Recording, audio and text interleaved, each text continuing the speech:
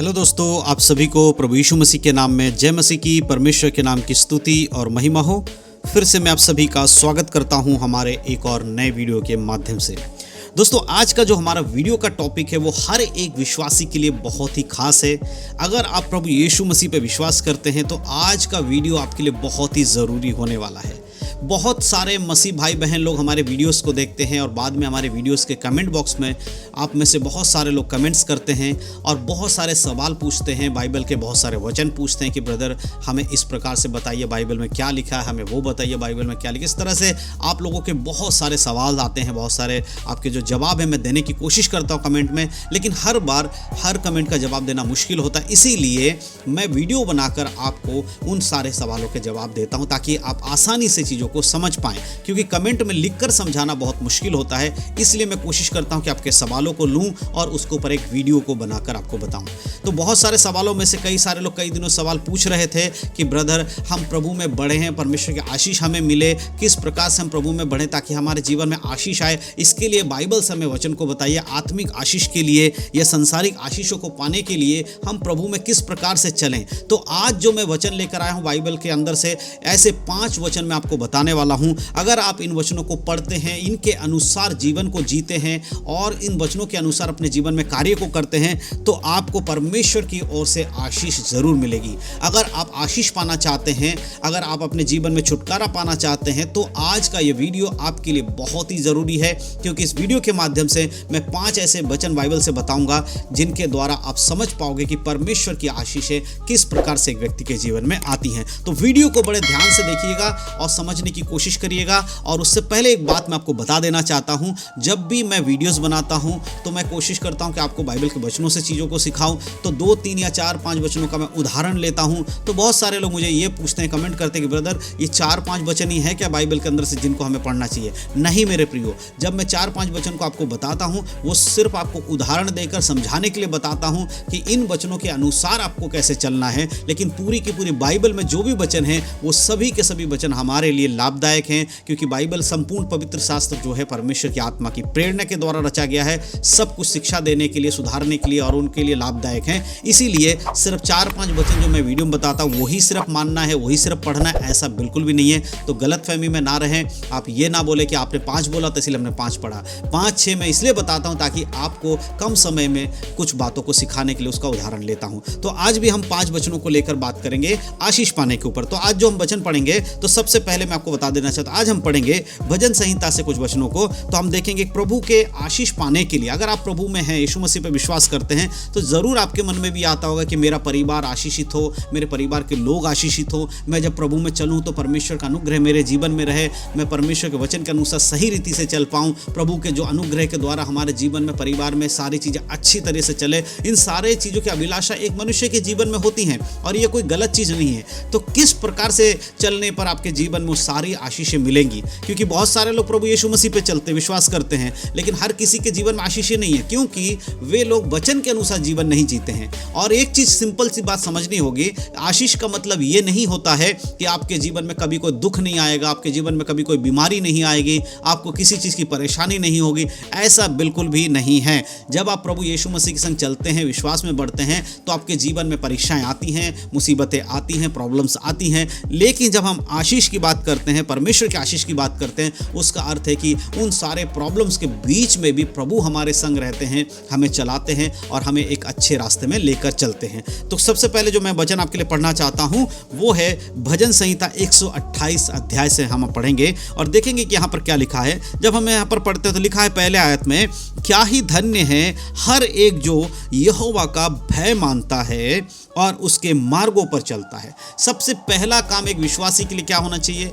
परमेश्वर का भय मानने वाला विश्वासी होना चाहिए और उसके मार्गों पे चलने वाला विश्वासी होना चाहिए।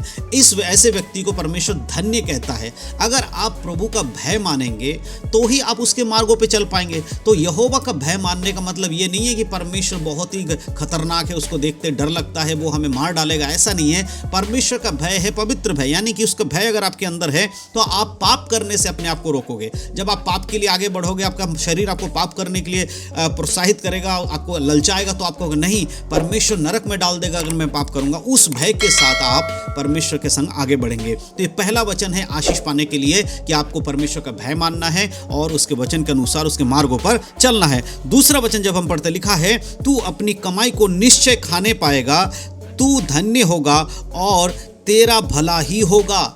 जो परमेश्वर का भय मानता है उसका क्या होता है, वो अपनी कमाई को निश्चय खा पाता है। बहुत बार आपने सुना होगा कि बहुत लोग क्या कहते हैं, हम बहुत मेहनत करते हैं, बिजनेस करते हैं, नौकरी करते हैं, बहुत मेहनत करते हैं, लेकिन जब हम काम करके आते हैं हमारी कमाई हमारे पता ही नहीं लगता कहाँ चला जाता है, किस जगह चला जाता है, पता ही नहीं लगता खर्चा कहाँ हो रहा है, घर को अच्छे से चला नहीं पा रहे हैं, अपनी कमाई को आप सही से इस्तेमाल नहीं कर पा रहे हैं। तो प्रभु कहता है कि जो यहोवा का भय मानने वाले लोग हैं वो अपनी कमाई को भी निश्चय खाने पाएंगे। प्रभु आपको ऐसा मार्ग देगा, प्रभु आपके परिवार को ऐसे संतुलित करेंगे जिससे कि आप जो भी कमा रहे हैं उसमें आपके परिवार में संतुष्टि होगी, लड़ाई झगड़ा नहीं होगी। कई बार ऐसा होता है ना, परिवार के लोग थोड़ी सी कमाई अगर होती है, कम होता है, ज़्यादा होता है तो आपस में लड़ने लगते। वो शांति जो है परमेश्वर की वो आपके परिवार में होगा अगर आप परमेश्वर के वचन के अनुसार चलते हैं। और तू तेरा भला ही होगा। जो कुछ भी आपके जीवन में गलत आएगा, शैतान कुछ परीक्षाओं को लेकर आएगा, उसके बीच में भी प्रभु कहता है तेरा भला होगा। तीसरा आयत में लिखा है तेरे घर के भीतर तेरी स्त्री फलवंत दाख लतासी होगी,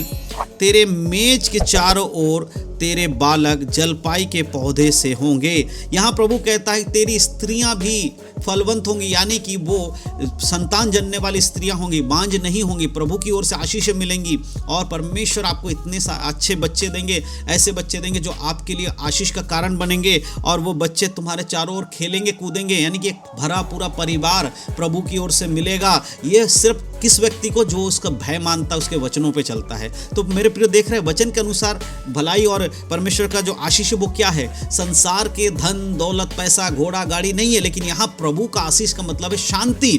परमेश्वर की शांति आपके परिवार में है, परमेश्वर की उपस्थिति आपके परिवार में है। और प्रभु कहता तेरी स्त्री भी फलवंत होगी और तेरे बच्चे भी होंगे और तू एक खुशहाल परिवार का वारिस होगा, तेरा परिवार होगा। 4 आयत में जो हम पढ़ते लिखा है सुन, जो पुरुष यहोवा का भय मानता हो वह ऐसी आशीषें पाएगा। अब कुल मिलाकर बात है कि अगर आपके जीवन में आशीषें चाहिए तो आपको यहोवा का भय मानना बहुत ज़रूरी है।